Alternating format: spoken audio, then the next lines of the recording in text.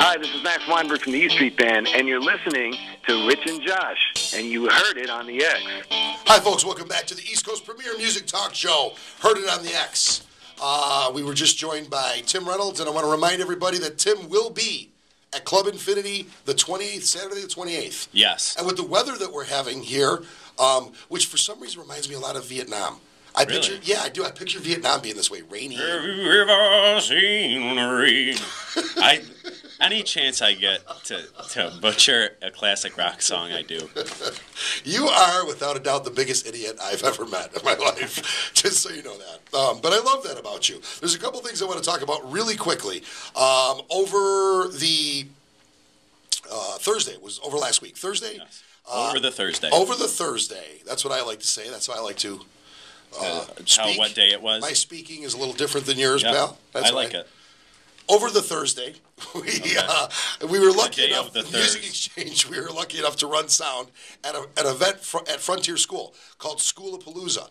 And I want to tie it into one of our sponsors, Mackie. We were able to use Mackie's gear there, and it was ferocious. That stuff's wicked. The sound was unbelievable. I mean, talk about concert sound. And what it was is it wasn't a battle of the bands. It was a performance by the local, by the kids that go to that school. The bands were amazing. There were acoustic acts, solo acts. There were singers who performed with piano players, full bands. It was phenomenal. And all the money they raised was given to the benefit for Jack Panfill. And Jack Panfill is Scott Panfill's son. Of Breakaway. And Scott Panfill is the son of Mark Panfill. Mark and Chris have a band called Creek Bend. Talk about, Buffalo legends as far as musicians. Mark and Chris Panfill. Very talented family.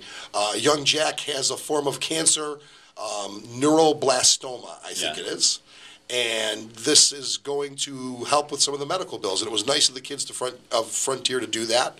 And it was an honor to be able to be part of that. And there's a Facebook page for the cause. It's We Have Jack's Back, I believe. Yes, I think you're right. So you go on Facebook. You can type that in, and you can support the cause if you'd like to help. I know that they are, working to put together some benefits for Jack's cause. Yeah, there's going to be a big benefit. I know June 5th, and I'll get all the information on that, but there's definitely going to be a big benefit. And Music Exchange has donated a guitar. If you go out and see Breakaway, I think you can buy tickets for this guitar. It's escaping me who signed this guitar.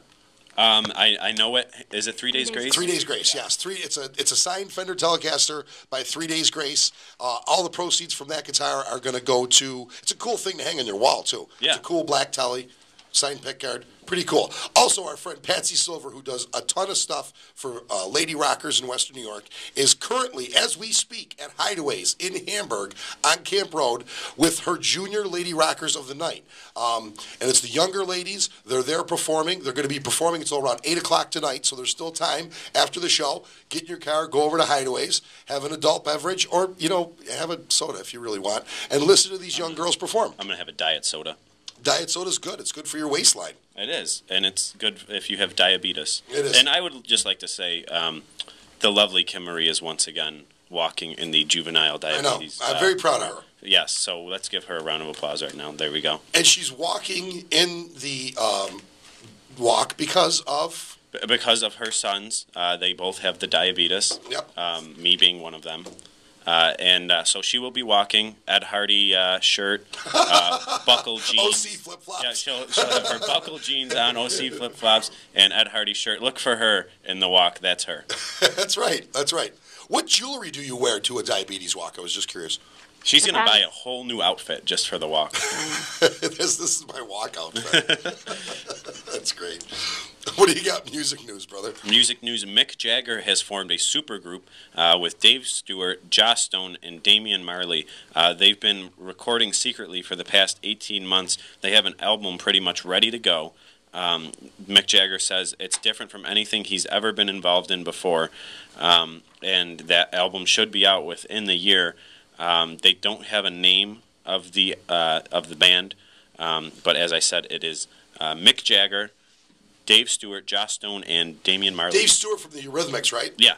He's a really good guitar player. Yeah, and he sort of flies under the radar. He does, but he works with a lot of people. He's worked with, like, Bowie, and he's worked with a lot of people. And Dylan, and, He's been around. I wonder what Joss Stone's function in the band is. I don't know, because I was thinking, are they going to have two singers? Mick and her. 18 months they've been recording for Apparently, 18 months. yeah, they've just been secretly recording for 18 months. Only Mick can tie up a studio for 18 months. Yeah, that's true.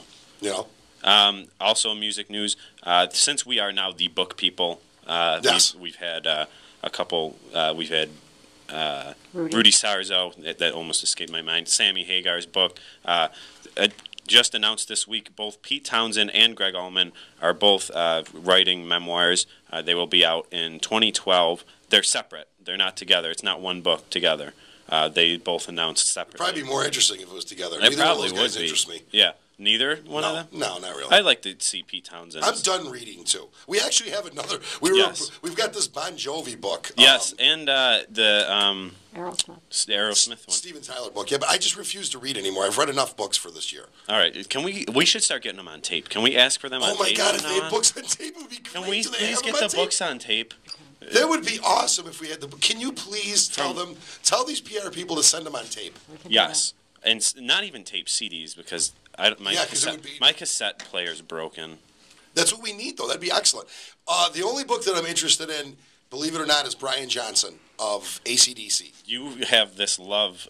I love AC/DC. I do. And their guitar playing, I just love the band. I think, in my opinion, AC/DC is a real rock and roll band thrown back to Chuck Berry. I think they're the missing link. It's like they took Chuck Berry, froze him in ice, and then thawed him out around 1976, and there they were again. And then he was. That's just a louder version of rock. That's real rock and roll to me. That's real rock and roll. I mean, Chuck Berry's real rock and roll to me. So is AC/DC. A lot of people think the Foo Fighters are real rock and roll. They're not. I'm just kidding. Okay. They just announced their 9-date sort of mini U.S. fall tour.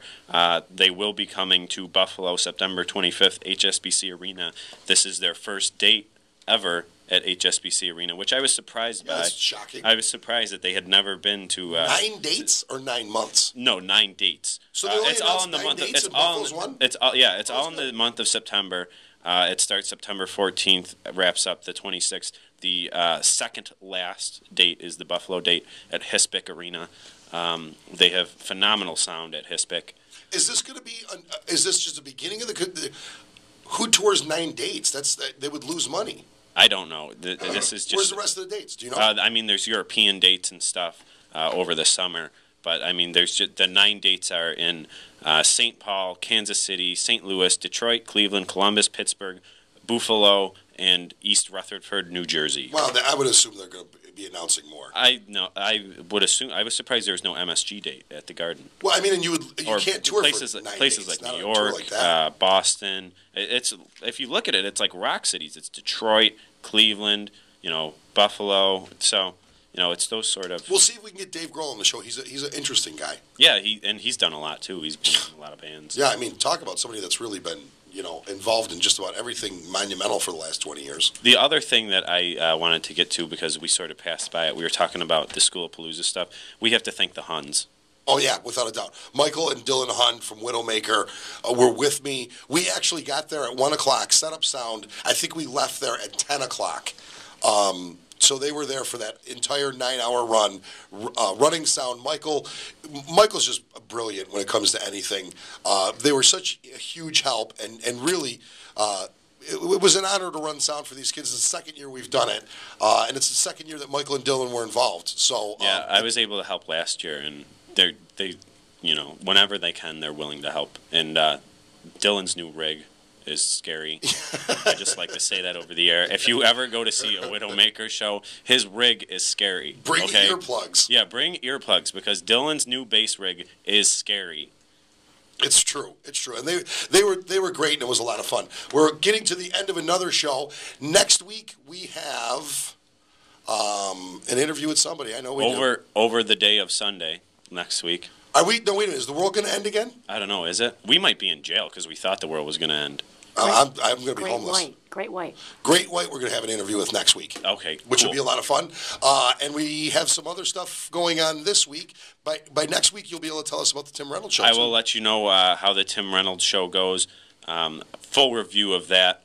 And I'm going to let the cat out of the bag too, because I guess Uh-oh. Tim brings people up on stage and dresses them up like goofy farm animals. He dresses people up like Winnie the Pooh and what's the donkey's name? Eeyore. Yes. And they come up and dance. And Joshua is hoping. It has been my dream since the first time I've seen Tim Reynolds to be one of those farm animals dancing behind him. And you've seen me dance. I can pull it off. I don't have to worry about having the moves. I got the moves. There you have it, America.